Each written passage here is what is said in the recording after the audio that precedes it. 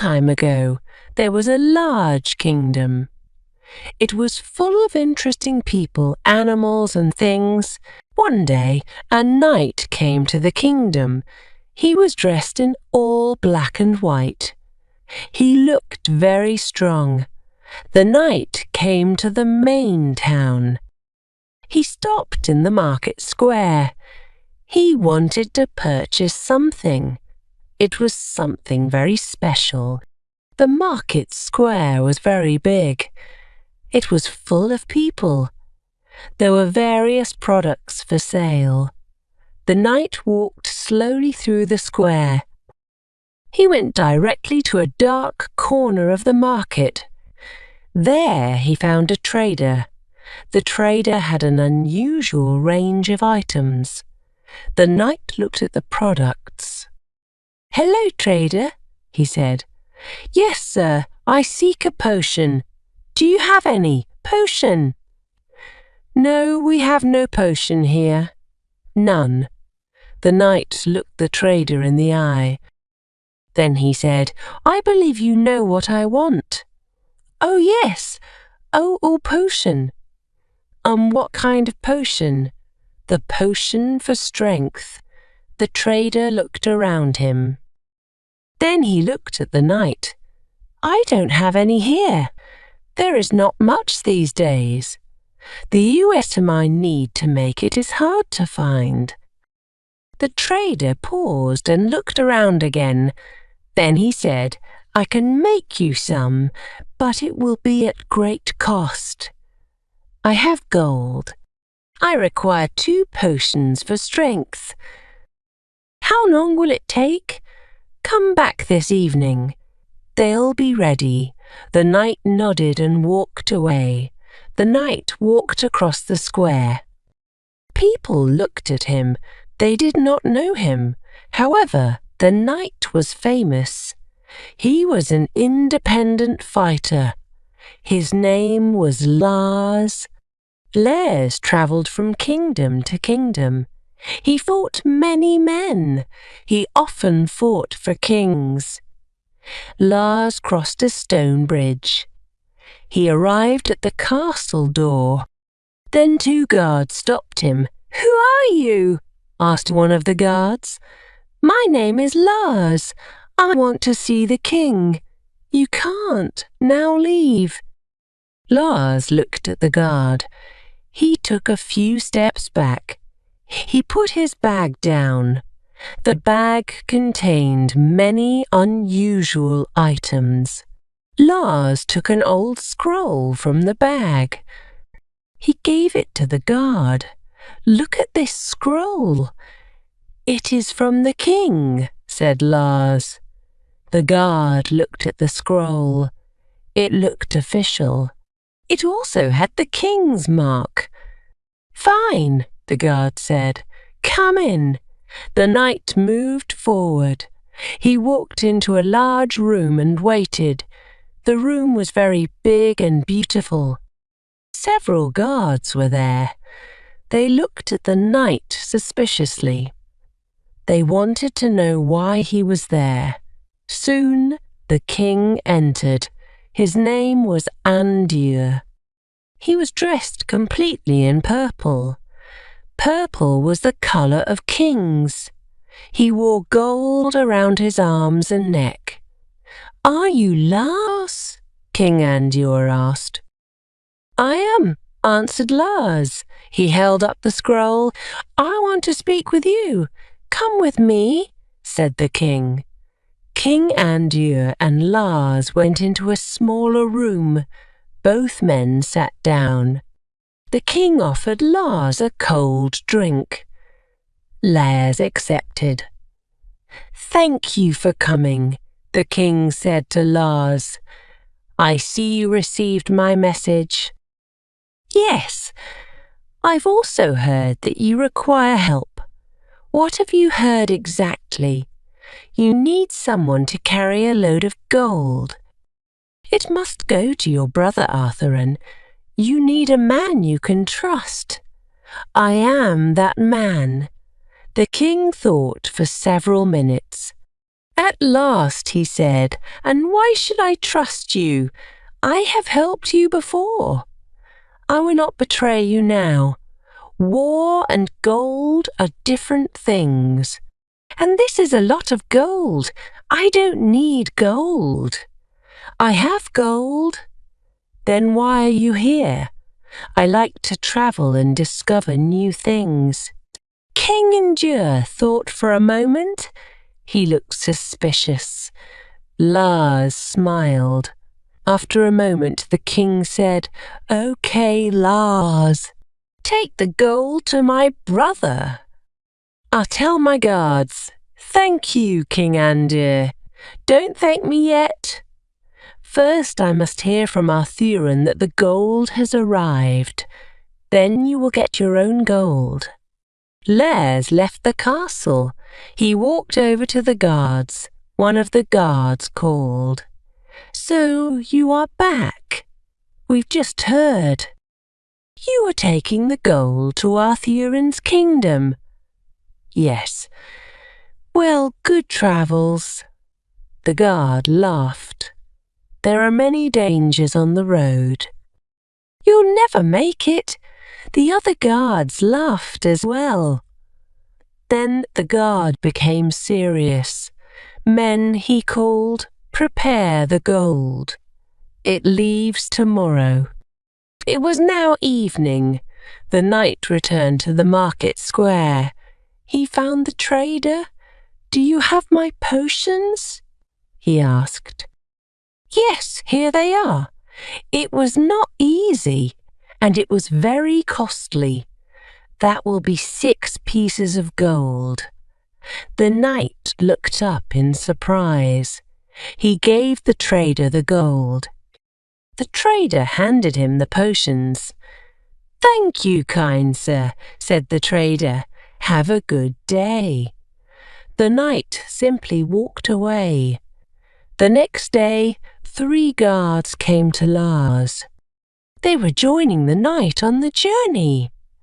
They carried weapons. They were prepared for a fight if needed.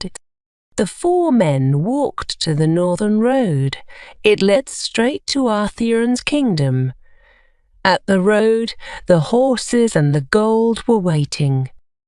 The main guard was named Alfred.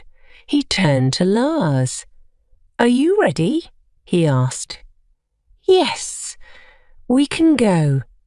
"Before we leave," said Alfred, "I must tell you something. We are the king's top guards. We will protect you on the journey. But this gold is not your property. If you try to take it, we will kill you." "That's good to know," said Lars, smiling. Alfred looked Lars directly in the eye. "It's not funny. It's true. I understand. Now let's leave." The load of gold was in the back of a wagon. Lars looked at the bags and smiled. The horses began to move. Lars and the guards slowly began to walk. Lars and the guards followed the northern road. Behind them came the horses and the wagon of gold.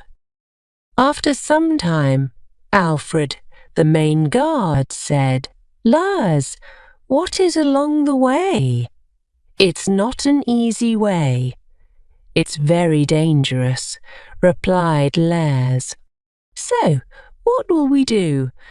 "Well, there are some dangerous men and animals on this road. I recommend that we stay away from them. We'll try not to fight." "Do you fight well, Lars?" "I'm well known for my skill. I can fight very well." "I hope so," said Alfred. 3 men carried on walking. Soon they came to a big stone bridge. It was similar to the bridge at King Andor's castle. "Lars," said Alfred, "this bridge is very similar to the castle bridge." "Yes, you built it a long time ago. I built it," said Alfred with surprise. "Well, not you. The people of your kingdom.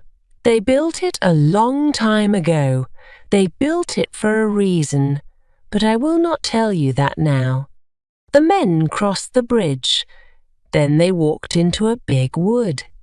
It was full of trees, but there were no animals. In fact, it was silent. "Why are these woods so silent?" Alfred asked. "We are in the silent woods." "There aren't any animals here," Lars replied. "Why not? A long time ago there was a great battle here. It was between King Andur and his brother. Alfred was young. He didn't know about the battle. He thought that King Andur and King Arthur trusted each other." "You look surprised, Alfred," said Lars. "I am," Alfred replied. "Why?" asked Lars. "I thought the two brothers never fought." Lars laughed. "Oh, I see. Well, they did. But that was many years ago." Lars stopped talking. The men moved on. The silent woods were very dark. The trees were tall. You could hardly see daylight. Later, Alfred asked, "Do you know where we're going, Knight?" "Yes. I've been here before." "When?" asked Alfred. "A long time ago." Lars thought back. He remembered the fight between King Andur and King Arthur. It was one of the biggest battles in history. Before it, the woods were called the Animal Woods. But after the battle, they became the Silent Woods. Let's continue talking. "When I was younger, I fought for King Andur. I was in the battle in these woods." "What was the battle for?" "King Andur started it." "And why did he fight his brother?" "King Andur wanted a fountain in the woods." Lars walked in silence for several minutes. Alfred stayed silent, but he was thinking. He wanted to know more about the great battle. He had always thought that King Andur was a peaceful king. "Can I ask you something, Lars?" "Yes. What kind of fountain is it exactly?" "Wait and see," was all Lars said. Lars and Alfred were silent for an hour. The other guards talked softly at times. There were only trees and silence, nothing more. At last the group came to a lake. "We've arrived," the knight said. "What is this?" "A long time ago, this lake was a fountain, the fountain from the battle." Yes, the guards and the knight walked to the lake. Les finally spoke. "A long time ago, there was a fountain here. There wasn't much water, nothing like this, but the original water was magic. If you drank the water, it gave you special powers." "What type of powers?" asked one of the guards. "If a person drank the water, he or she became very strong." Alfred cupped his hands. He drank some of the water. "It tastes normal," he said. "Of course," said Lars. "It's normal water now. It was magic a long time ago." Alfred dried his hands and asked, "So, what happened? Why isn't the water magic now?" Lars looked at him and began to tell the story. Both Andur and Arthur wanted power. They would do anything for it. One day they heard about a magic fountain, a fountain that made people strong. Immediately, both kings wanted it. They raced to the woods. When they met at the fountain, the fighting started. "What did they do?" asked Alfred. Both kings called in their soldiers. The battle went on for days, weeks, and then months. It was an ugly scene. During the battle, the men drank as much water as they could. They wanted to be strong to win. They let their horses roll in it. They walked through it. They bathed in it. They took all the water. Soon the water became foul. It could no longer be used. He looked at the guards. After some time, the fountain dried up. The rains came and created the lake. But it was not magic water. Alfred looked at him, so that was the end of the magic water. Not quite, replied Lars. He gave Alfred a serious look. Arthurian had a small amount of magic water saved, and he knew a secret. You can make magic water. You need to have some of the original magic water and time, but it's possible. So that's the secret, began Alfred. Well, that's part of the secret. Come now, let's leave these woods. The group continued on their way. Soon they left the woods. The sun was out. The trees weren't as tall. They had a beautiful view of the countryside. Where are we? Asked Alfred. We're nearly at Arthurian's castle. It's good that we didn't run into any dangers. Alfred looked at him. Are there really dangers in those woods? Lars looked back. Yes. Why do you think we travelled in the day? They mostly come out at night. Why didn't you tell me?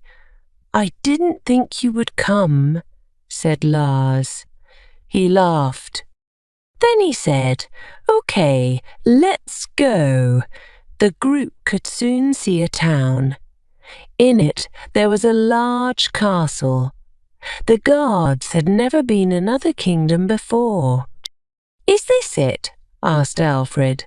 Yes, this is the kingdom, and that is Arthurian's castle. We are taking the gold there. Alfred paused. Lars, he began, there's something I haven't asked you. What's that? What's this gold for? Is it a tax? King Andu lost the battle of the Silent Woods. So now he must pay his brother in gold every 5 years. Why does he pay? Can't they make peace? They made peace. But Arthurian has something that King Andur doesn't. Andur must buy it. Alfred looked at Lars in surprise. What does Arthurian have? More magic water. Andur purchases it to keep his people happy. They use it to make strength potions. Like these 2 potions here. Lars took out the potions he had bought. I have heard about the potions. Do they really work? They do, said Lars. He put the potions away and looked at Alfred. But they only work if they are made from real magic water. Come now, it's time to go. Lars, Alfred and the guards walked towards Arthurian's castle. How are we going to get into the castle? Asked Alfred. Through the front door, Lars said, and laughed very hard. Then he gave Alfred a strange look. Alfred looked at him silently. Something feels wrong, thought Alfred. The group walked through the countryside. There were trees and fields. The fields were covered in grass. On the way, they passed many farmers. The farmers lived outside the castle's walls. They grew food to feed the kingdom. One of the farmers saw the group. They were near his field. He stopped working and spoke to them. Good afternoon, sir, the farmer said to Lars. Good afternoon, Lars called back. Where are you going? I'm going to the castle. We must see the king. The farmer's wife came over. Who are these men? She whispered to her husband. Her husband didn't answer. Soon the farmer asked, Who are you? I see your horses are carrying a load. King Endur sent us. He has given us an important task. The farmer was silent. Then he spoke. I hope nothing bad has happened. He looked at Lars with concern. No, don't worry, Lars replied with a smile. Everything is fine. Well, have a good journey then, said the farmer. He went back to work. The group continued walking across the fields. Alfred turned to the knight. It seemed like they were frightened. He commented,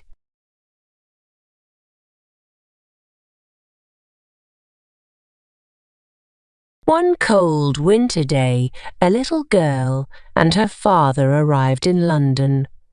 Sarah Crewe was 7 years old, and she had long black hair and green eyes. She sat in the cab next to her father and looked out of the window at the tall houses and the dark sky. What are you thinking about, Sarah? Mr. Crewe asked. You are very quiet. He put his arm round his daughter. I'm thinking about our house in India, said Sarah, and the hot sun and the blue sky. I don't think I like England very much, Father. Yes, it's very different from India, her father said. But you must go to school in London and I must go back to India and work. Father, I know, said Sarah, but I want to be with you. Please come to school with me. I can help you with your lessons. Mr. Crewe smiled, but he was not happy. He loved his little Sarah very much, and he did not want to be without her. Sarah's mother was dead, and Sarah was his only child. Father and daughter were very good friends. Soon they arrived at Miss Minchin's school for girls and went into the big house. Miss Minchin was a tall woman in a black dress. She looked at Sarah and then gave a very big smile. What a beautiful child, she said to Mr. Crewe. Sarah stood quietly and watched Miss Minchin. Why does she say that? She thought. I am not beautiful, so why does she say it? Sarah was not beautiful, but her father was rich. And Miss Minchin liked girls with rich fathers, because it was good for the school and good for Miss Minchin too.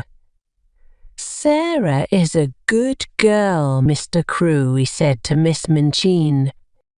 Her mother was French, so she speaks French well. She loves books, and she reads all the time. But she must play with the other girls and make new friends too. Of course, said Miss Minchin. She smiled again. Sarah is going to be very happy here, Mr. Crewe. Mr. Crewe stayed in London for a week.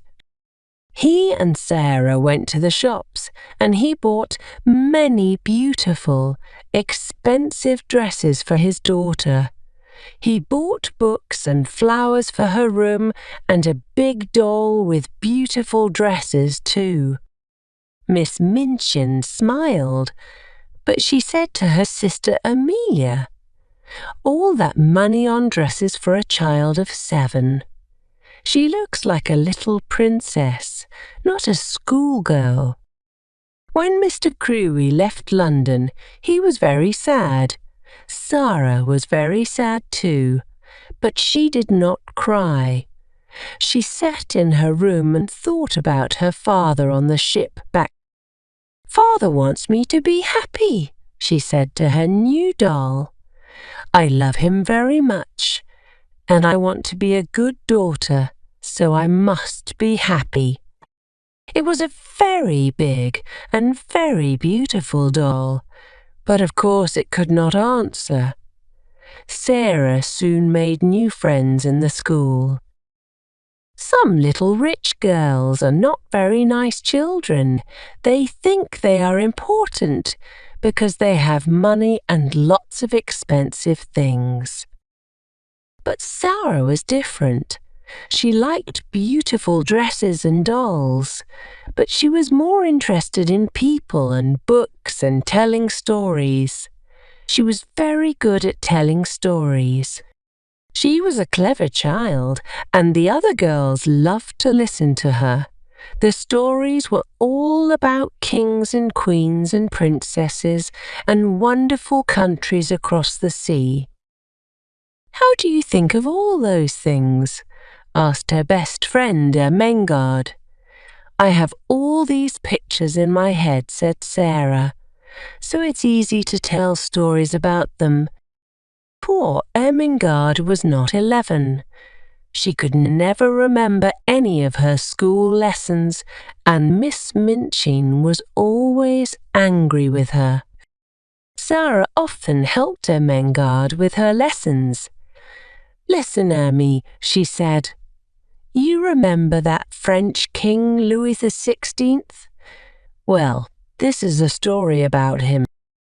One day in 1792, and so Ermengarde learned her lessons through Sarah's stories, and she loved her friend very much, but not everybody was Sarah's friend. Lavinia was an older girl. Before Sarah came, Lavinia was the richest and the most important girl in the school. But Sarah's father was richer than Lavinia's father. So now Sarah was more important than Lavinia, and Lavinia did not like that. "Oh, Sarah is so clever." Lavinia often said, "Sarah is so good at French. Her dresses are so beautiful, and she can sing so well. And she is so rich. Of course, Miss Minchin likes her best." Sarah did not answer when Lavinia said these things. Sometimes it was not easy, but Sarah was a kind, friendly girl, and she did not like to be angry with anyone. And so 3 years went by. Sarah's father wrote to her often, and Sarah wrote loving little letters back to him. One day a very exciting letter arrived. Everybody in the school talked about it for days. "My friend," wrote Mr. Crewe, "has some mines in northern India, and a month ago his workers found diamonds there. There are thousands of diamonds in these mines. These mines, but it is expensive work to get them out. My friend needs my help." So, little missus, this was Mr. Crewe's special name for Sarah. "I am putting all my money into my friend's diamond mines. And one day you and I are going to be very rich. There are thousands of diamonds in these mines." Sarah was not interested in money, but a story about diamond mines in India was exciting. Nearly everybody was very pleased for Sarah, but not Lavinia, of course. "Huh," she said, "my mother has a diamond. Lots of people have diamonds. What's so interesting about diamond mines? But there are thousands of diamonds in these mines, perhaps millions of them." Lavinia laughed. "Elle's Sarah going to wear diamonds in her hair at breakfast then? Or is it Princess Sarah now?" Sarah's face went red. She looked at Lavinia angrily, but said quietly, "Some people call me Princess. I know that, but princesses don't get angry or say unkind things, so I'm not going to say anything to you, Lavinia." To me you are a princess, Ermengarde said to Sarah later, and you always look like a princess in your beautiful dresses. Sarah was a princess to another girl too. This was Becky. She was a servant in Miss Minchin's school, and she was only 14 years old, but she worked all day and sometimes half the night. She carried things upstairs and downstairs. She cleaned the floors, she made the fires, and she was always tired and hungry and dirty. She and Sarah had very different lives. But one day Sarah came into her bedroom, and there was Becky. "Oh, you poor thing," Sarah said. Then Becky opened her eyes and saw Sarah. She got up at once. "Oh, miss," she said. "I'm very sorry, miss. I just sat down for a minute, and don't be afraid," said Sarah. She gave Becky a friendly smile. "You are tired. That's all. Are you going to tell Miss Minchin?" asked Becky. She began to move to the door. "Of course not," said Sarah. "Please don't run away. Sit down again for a minute. You look so tired." "Oh, miss, I can't," Becky said. "You're very kind, miss. But Miss Minchin, please," said Sarah. She took Becky's hand. "You're only a little girl, like me. Let's be friends." And so Becky sat down again, and soon she and Sarah were friends. Nobody knew about this, of course. Rich little girls at Miss Minchin's school did not make friends with servant girls, and it was a wonderful thing for Becky. Nearly every day she and Sarah met in Sarah's bedroom, just for 5 or 10 minutes. Becky was always hungry, and Sarah often bought nice things for her to eat. They sat and talked, and sometimes Sarah told Becky some of her stories. Becky loved that. "You can't put her out in the streets," said the lawyer. He stood up. "But perhaps she can work for you." The lawyer left, and Miss Minchin called her sister Amelia. "Bring Sarah Crewe here at once," she said. "Oh, miss," she said, "you tell them so beautifully. Sometimes I like your stories better than things to eat." And after those visits to Sarah's room, Becky always felt better, not so tired and not so hungry. Some months later, Sarah had her 11th birthday. Lessons stopped for the afternoon, and there was a big party for all the girls in the school. "This party is expensive for us," Miss Minchin said to her sister Amelia. "But it looks good for the school." That afternoon there was a visitor to the school, Miss Minchin's lawyer. He went with Miss Minchin into her office, and they closed the door. Then the schoolroom next door. There was a lot of noise from Sarah's party. Everybody in there was very happy. But in the office, Miss Minchin was not happy. She looked at the lawyer angrily. "What are you saying? Mr. Crewe has no money. What about the diamond mines?" "There are no diamond mines," said the lawyer. "Well, there are mines, but there are no diamonds in them." "But Mr. Crewe's good friends," began Miss Minchin. "Mr. Crewe's good friend," said the lawyer, "ran away with all Mr. Crewe's money.